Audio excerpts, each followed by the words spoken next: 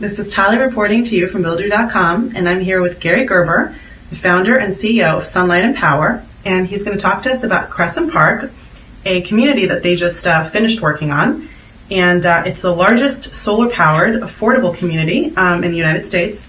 And Gary, thank you for talking to us today. It's a pleasure. Can you tell us a little bit about this exciting new project? Sure. It's a little over 900 kilowatts, which is close to a megawatt. We're proud of that. That's a pretty good sized system. It's on 26 separate buildings, and this facility covers several acres. So it's a bunch of 1, 2, 3 story buildings that contain affordable housing. And we've been working on it for close to 2 years now, as they've been renovating each separate building every month. A new building. So every month we go on a new roof and install another system. That's great. Can you tell us how you actually got into doing the solar installations on the affordable properties? It probably started about 3 years ago. We were first, I don't remember which of the entities first approached us. It might have been Affordable Housing Associates in Berkeley, for example. They're nonprofit. They develop affordable housing buildings and construct them, and they had discovered that or decided that it made sense to put solar electricity and solar hot water on their buildings. And we had developed a relationship with some of the folks there already. I knew some of the people from earlier days working in environmental causes and such.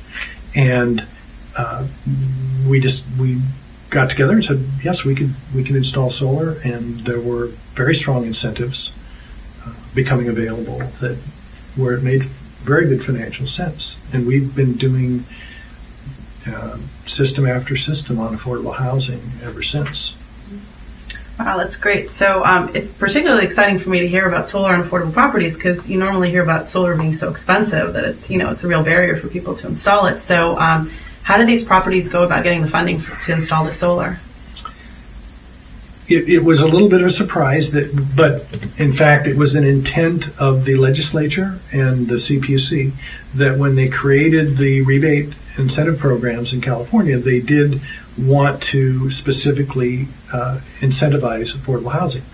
And they did so by creating a higher rebate for affordable housing. In the case of the state, it's about 75 cents per watt greater rebate. This is done partly because affordable housing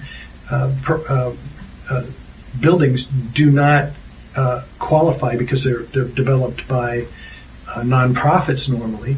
They don't necessarily qualify for a federal tax credit. So this additional incentive was created to help compensate for that.